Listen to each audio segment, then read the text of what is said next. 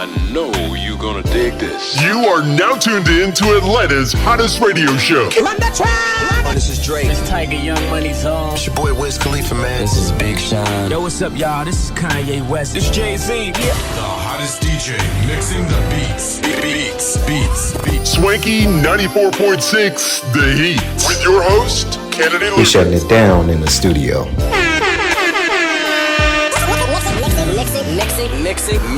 Mixing the beats. The Heat 94.6 radio station.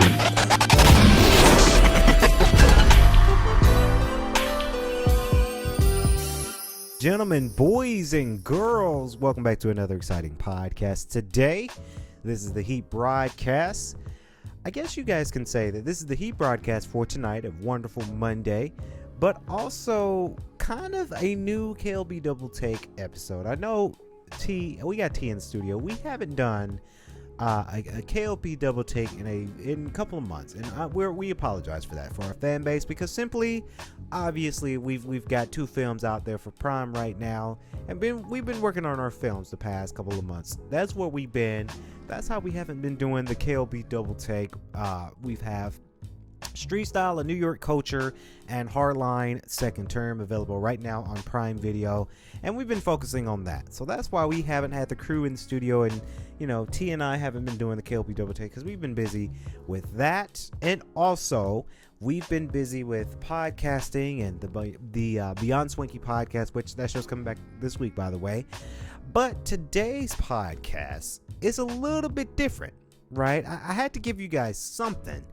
This podcast is a little bit different simply because we're talking about the Game Awards. Of course, Jeff Keighley was on YouTube streaming earlier today, and he announced the nominees for the Game Awards. The Game Awards are set to release or to be showed December 8th at the Microsoft Theater in Los Angeles. Can't wait. That is a Thursday. I'm going to be watching the Game Awards, and of course we probably will do like a K.L.P double take after the show in our speculations. But this podcast, this video podcast, is, if you will, it's a little bit different because I saw a lot of YouTubers doing this type of video. They're giving their predictions, and they're kind of gave their predictions already, and they went through their voting, and I wanted to kind of do this as well, right? Because we've got T in the studio. He's behind the camera making sure that we are good on our recording part of it. So let's get into it, shall we? Of course, I do got to sign in, so I don't think I signed in yet, but of course this is the Game Award website. It looks really good, by the way. That's a very great website that they built. I'm excited for the Game Awards because there's a lot of things that are going out. We're going to go through our voting, and we wanted to do that as a video here celebrating the world of video games. So let's get into it. Let's not waste no time. Of course, it might ask me to sign in and something, so I might have to do the editing out there. Of course, nominees: the Game Awards airs live and free on Thursday, December 8th at 7:30 Eastern Time, 4:30 Pacific Time. The show airs across all major digital, social, and gaming platforms around the world. So you best believe YouTube, Twitch, Discord, a little bit of Twitter. I don't know if they're going to have it for Facebook, and they might actually have their stream here on their website as well. So yes, let's start voting, shall we? Very, very excited for that as well. So there's 31 categories. Now there's going to be some categories I don't really care too much about, right? There's going to be some categories that I'm really going to care about, right? So right off the bat, guys, is this where we're starting, T? The game of the year? That's the big, hey, let me fast forward. Oh, okay. I guess they're starting with game of the year. So I thought this was going to be the last category, but I guess this is the first category. So we're not going to waste no time. So game of the year, recognizing a game that delivers the absolute best experience across all creative and technical fields. Of course, is the first category. Of course, you have A Plague Tale Requiem from Asobo Studios, and I'm only reading the studios for Game of the Year because this is the biggest award, right? You got a Plague Tales Requiem, Azubo Studios, and Focus Entertainment. You got Elden Ring from Software and Bandai Namco. You got God of War Ragnarok from Sony Santa Monica Studios and Sony Interactive Entertainment. Horizon Forbidden West for Guerrilla Games and Sony Interactive Entertainment. Stray is on this list. Blue 12 Studios and Annapurna, and Xenoblade Chronicles 3 from Monolith Software and Nintendo. Now, a lot of people are upset about their nominees and their categories and the nominees, right? A lot of people were very confused about why Stray was in there, right? A lot of people were. I agree, right? I don't think that this is Game of the Year per se, right? There is a category for Best Indie, and this game is nominated for that. I think it's worthy for the Best Independent Indie type game, but for it to be Game of the Year, that's a little tough. Now, these are solely my votes. This is solely my opinion. Before we continue voting, this is not something that is factual fact, and a lot of people did say, and I agree, maybe our votes are about maybe 10 to 15%, right? Game of the Year, they're going to go through people who work for gaming critics, gaming reviews, gaming companies that review video games. So they're going to go to those people heavily, the article writers, the people that are experienced writer. This is what they do for a living. Obviously, I write video games, but that is so not what I do for a living. I do a lot of other things for a living, so I don't just write articles for a living. That's not how I make my living. So, like I say again, guys, this is solely my opinion. But these categories, and I'm gonna tell you guys, this was close, right? Because I played 4 out of these 6, right? I played Elden Ring. I'm playing God of War Ragnarok right now. Horizon Forbidden West I'm playing right now. And Stray I have played and beat. So I haven't played Plague Tales Requiem. I haven't. Xenoblade 3 I haven't got into it. So my vote for Game of the Year, I gotta give it to God of War Ragnarok. And here's why. It's well balanced, it's well paced, the combat is easy, there's a great story. Forbidden West is a good one, right? I felt that Forbidden West, it looks amazing, right? It's a great game. It's long, right? It's a little long. I haven't beat this game because it's just tremendously long. A lot of people prefer Horizon Zero Dawn over Forbidden West.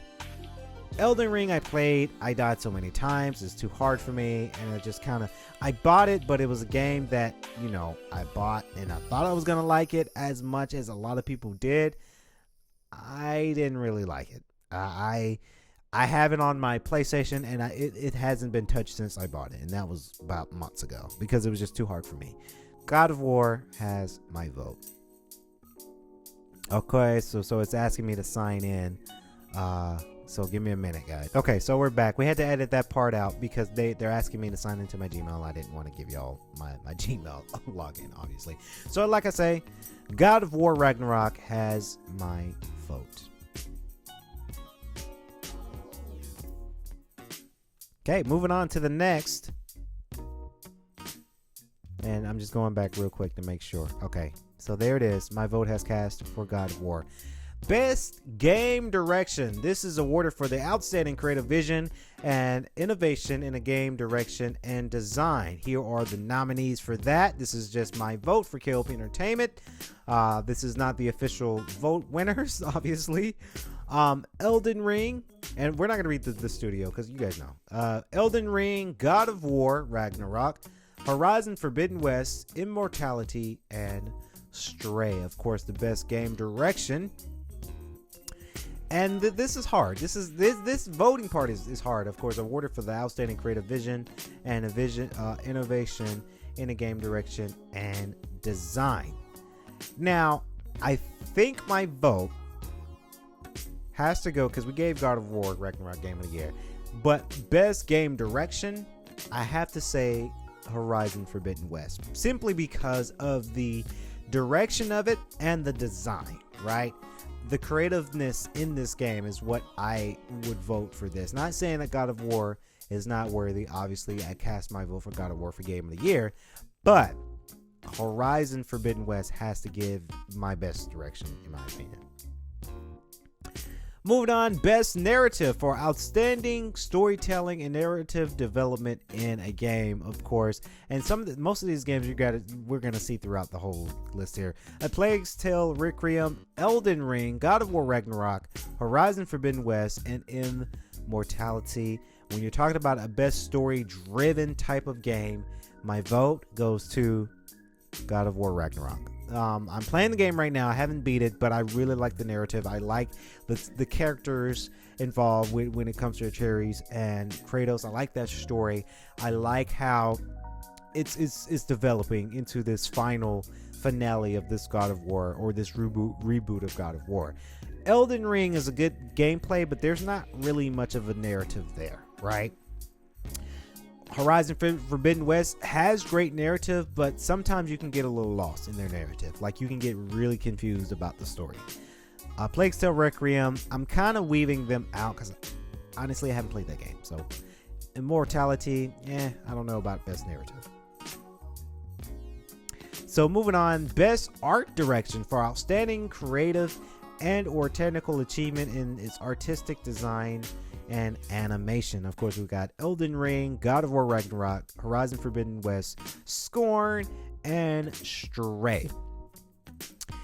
And my vote for that best art direction would have to go to God of War, simply because of the art, the animation style, and like the different realms that you're going to. So I got to give that vote. Elden Ring has good art direction, but it's a little too bland for my taste. And again, this is, like I say, guys, this is solely my opinion. This is not something that's factual. Please comment below if you think different. I loved that interaction. Just no hate comments, please.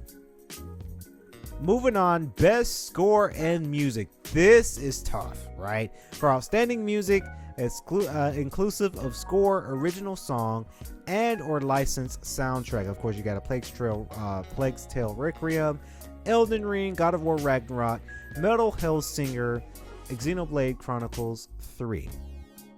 Again, this might be a God of War video because I gotta give my vote to God of War Ragnarok because that song, a blood upon the snow, Bear McQuarrie and Hosier.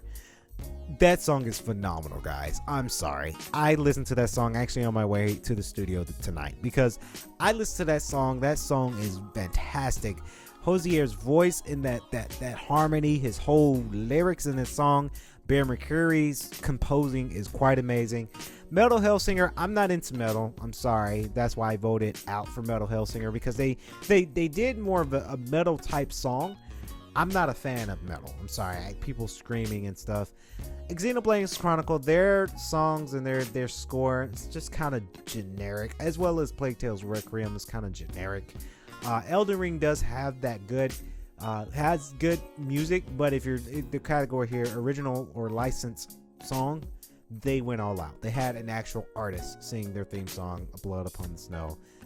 That's the composer, Bear McQuarrie, for God of War. That's my vote. Best audio design, recognizing the best in-game audio and sound design. Of course, you have Call of Duty, Modern Warfare. You've got Elden Ring, God of War Ragnarok, Gran Turismo 7, and Horizon Forbidden West. So, my vote for best audio design, let's give it to Gran Turismo. I've heard some good things about Gran Turismo 7 and the audio sound of the cars, and they really worked hard on that one when you're trying to get the audio when it comes to the cars. So my vote goes out to Gran Turismo 7. Best performance. This was a hard one for a lot of YouTubers out there tonight. Of course, best performance awarded to an individual for voice acting, motion, and or performance in capture. Of course, you've got Ashley Birch, Horizon Forbidden West. You've got Charlotte McBurney from A Plague's Tale Requiem. You've got the wonderful Christopher Judge for God of War. You've got Manon Gage, Immortality. And you've got Sunny Soljet for God of War Ragnarok. And obviously, I gotta give it to the young buck, Sunny Soljet. He's playing Atreus in this game, and I really like how he stepped it up, right? There was this video I saw, real quick.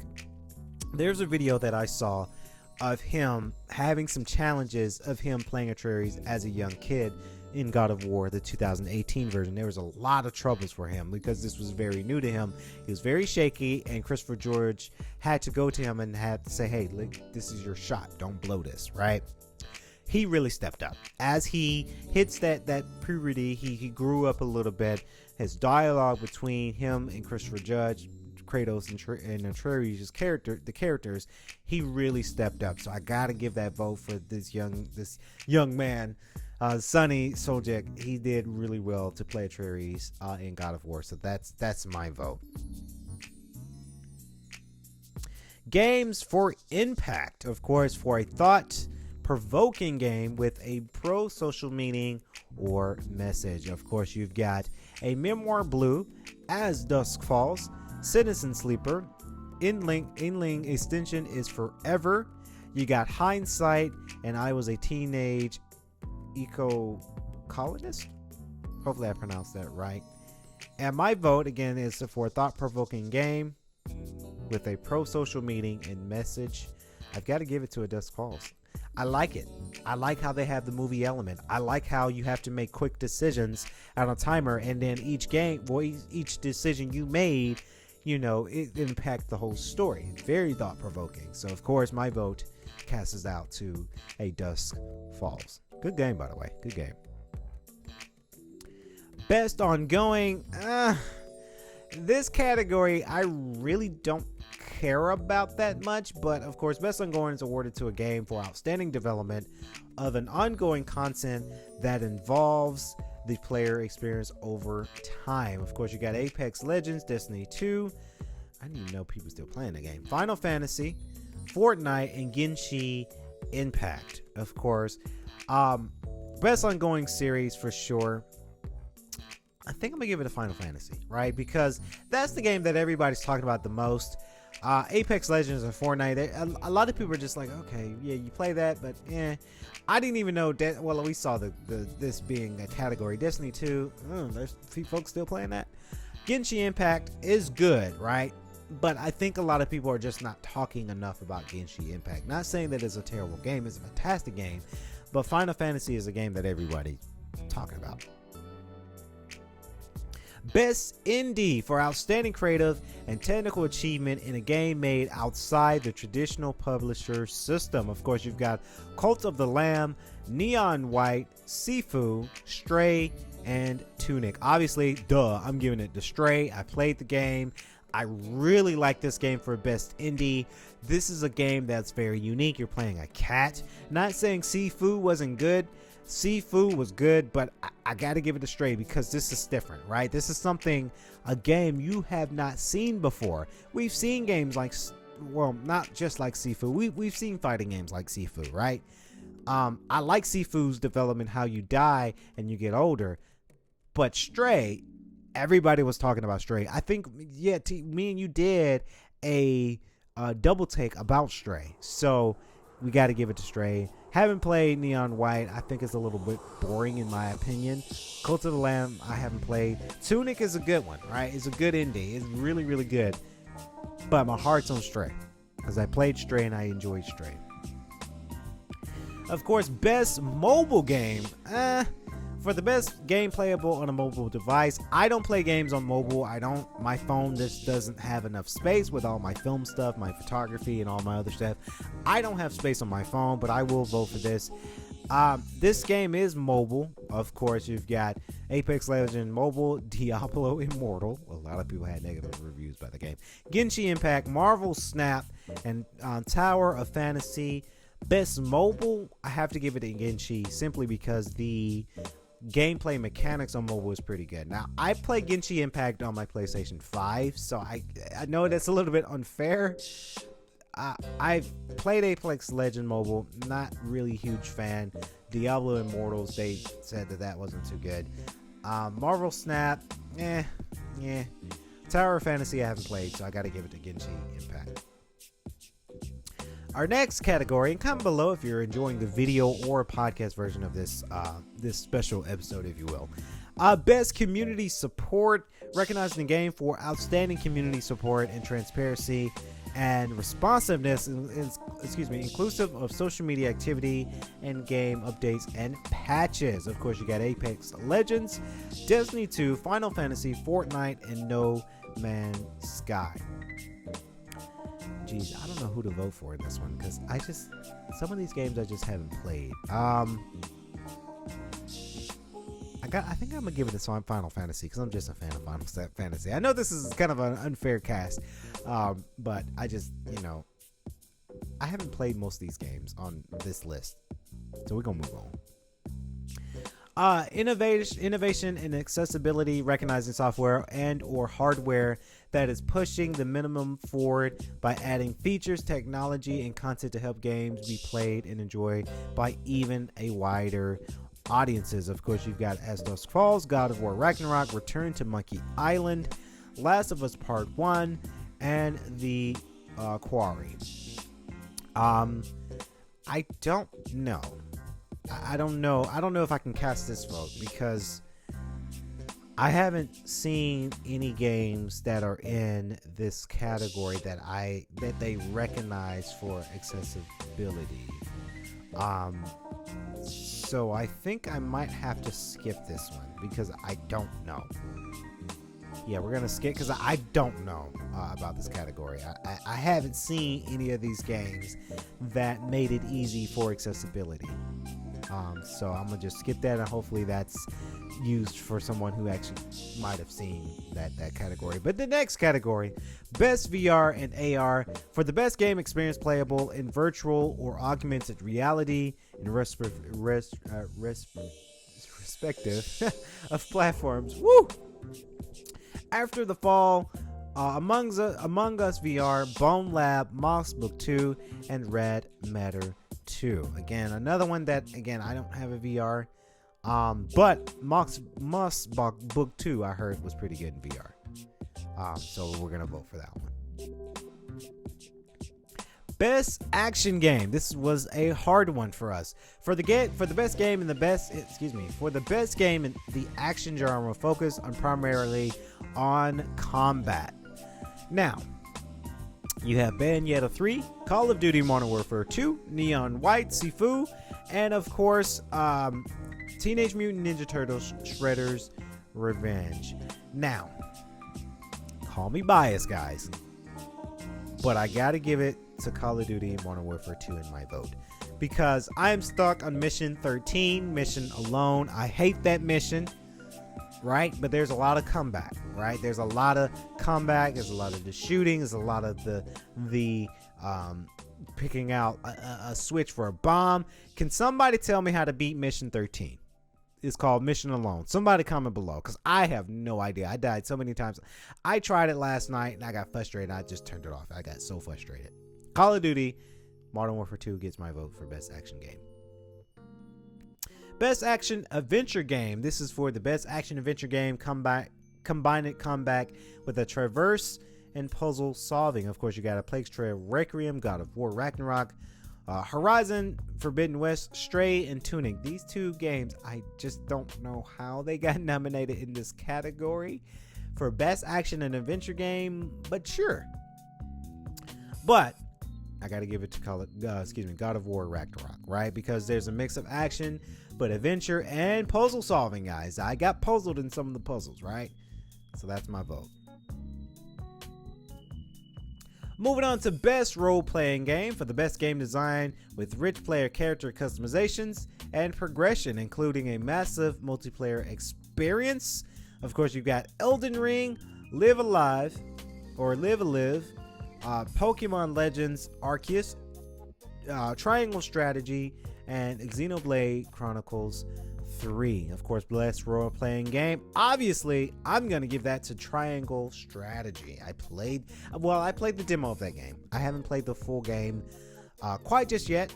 I haven't played my Switch in a while, but I played the demo of this one. I like the strategy, Triangle Strategy, and Octopath Traveler. I know they're two different games, but they're kind of in the same kind of realm. Those are really, really good for role playing. And anything Square Enix does, that's their category of role playing. Since here, Live Alive is also from Square Enix as well.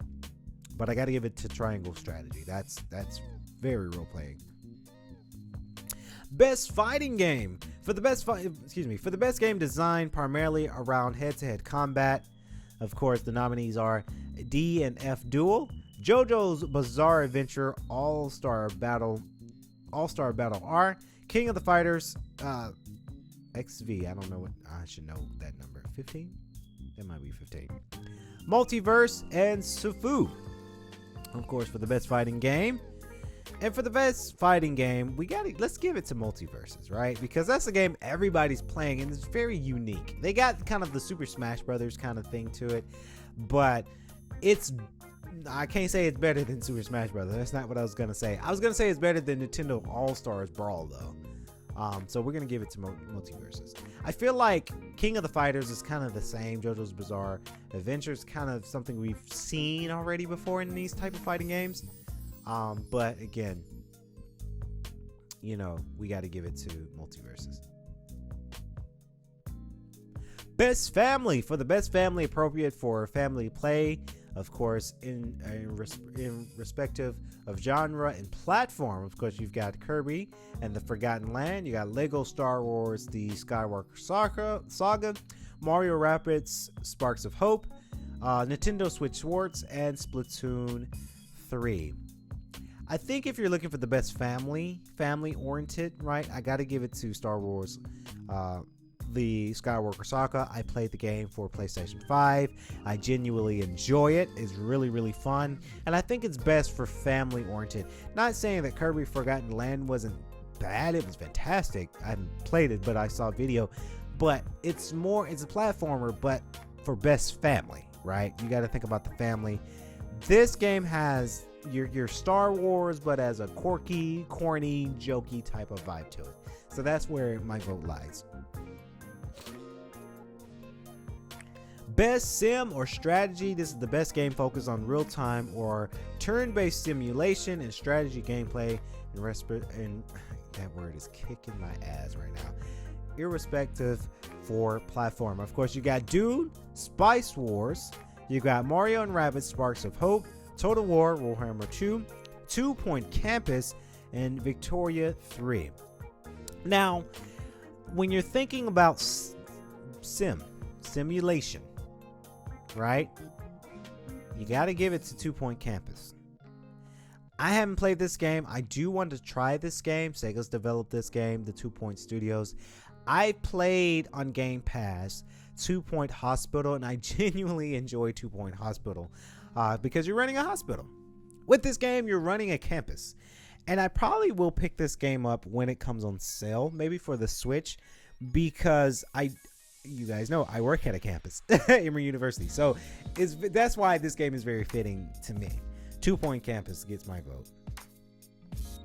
Best sports racing game, of course, for the best traditional and non-traditional sports and racing game. Of course, you got F1 22, you got FIFA 23, you got NBA 2K23, Gran Turismo 7, and Ollie Ollie World. I'm torn. I played Gran Turismo. I haven't played Ollie Ollie World. I'm not a fan of F1, right? So I'm torn between these two, FIFA 23 and NBA 2K23, because I played both. I played NBA and FIFA before. I haven't played the current games before yet. But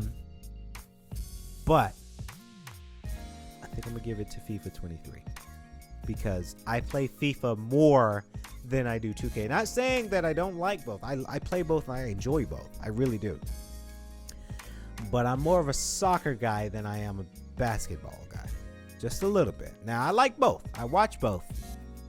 I produced both. Broadcast both in college. But FIFA gets my vote because I play FIFA more than I do NBA. Best multiplayer for outstanding online multiplayer gameplay and design, including co-op and massively multiplayer experience. And tell you that word's kicking my. I'm just gonna skip over that word. And the game genre of platforms, of course, you've got Call of Duty, Modern Warfare 2, Multiversus, Overwatch 2, which I heard didn't do well, Splatoon 3, and Teenage Mutant Ninja Turtles Shredder's Revenge. Now, if you're looking for best multiplayer, right, multiplayer and online co-op, we got to give it to Multiversus, right? Because if you're thinking about you're looking at the multiplayer, you're looking at co-op, you're looking at online. With Call of Duty, sometimes online is not always the greatest, right? I heard Overwatch 2 didn't sell well, so I got to give it to Multiversus. Content Creator of the Year, I'm gonna skip over this because I really don't. I'm not saying that these two ain't valid. I really don't care about that. Best Debut Indie. For the best debut game created by independent studios, you got Neon White, Narco, Stray, Tunic, and Vampire Survivors. Obviously, I'm going for Stray. That game is just fantastic, guys. It is what it is. That game is fantastic for it to be an indie. That has made a lot of money debut, and Blue 12 Studios said this is what we're working on, and everybody was so damn intrigued because it was so different, right? That's why it's casting my vote for best indie debut. Best adaptation, of course, recognize the outstanding creative work that faithfully and authentically adapts a video game to another entertainment medium. So basically what this is saying, video games that turned into movies or animations. Arcane, League of Legends, Cyberpunk, Edge Runners. I heard that was pretty good. I probably will watch that tonight. On Netflix, The Cuphead Show, Sonic the Hedgehog 2, and Uncharted. Uncharted, you ain't gonna get my vote because okay, so Uncharted was not too bad, right? I enjoyed the movie. Yes, it was odd to have Tom Holland to play Drake and Mark Wahlberg to play Sully. That's a little bit different for me.